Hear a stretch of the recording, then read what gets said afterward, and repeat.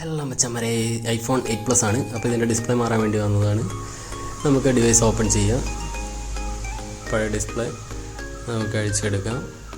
അഴിച്ചെടുത്തതിന് ശേഷം first battery നമ്മൾ disconnect ചെയ്യുന്നു. അതിനുശേഷം ഡിസ്പ്ലേ കൺട്രോളൊക്കെ ഊരിയെടുക്കുകയാണ്. അതിനുശേഷം പുതിയ ഡിസ്പ്ലേ നമ്മൾ കണക്ട് ചെയ്തിട്ട് ചെക്ക് ചെയ്യാൻ വേണ്ടി പോവുകയാണ്. അത് ചെക്ക് ചെയ്തിട്ട് കുഴപ്പമൊന്നുമില്ലെങ്കിൽ പഴയ ഡിസ്പ്ലേയിൽ നിന്ന് നമുക്ക് ഫിംഗർ പ്രിൻറ്റ്, അതുപോലെ ഫേസ് ID, ഇയർ സ്പീക്കറൊക്കെ വരുന്ന സ്ട്രിപ്പുകളൊക്കെ നമുക്ക് തിരിച്ച് ഇതിലേക്ക് ഇടണം. അപ്പം അത് ഓണാക്കി നോക്കുന്ന സമയത്ത് ഡാമേജ് ഒന്നുമില്ല, പുതിയ ഡിസ്പ്ലേ കുഴപ്പമൊന്നുമില്ല. അപ്പം നമ്മൾ പറഞ്ഞ പോലെ അതിൻ്റെ ഫേസ് ID സെൻസറുകളൊക്കെ പുതിയ ഡിസ്പ്ലേയിലിട്ട് മാറ്റി ഫിക്സ് ചെയ്യാൻ വേണ്ടി പോവാണ്.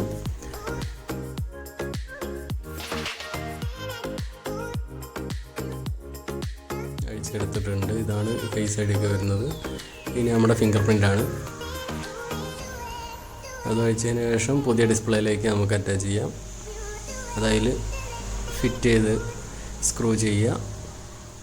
ഇയർ സ്പീക്കർ അതുപോലെ ഫേസ് ID ഒക്കെ നമ്മൾ ഫിറ്റ് ചെയ്യുകയാണ്.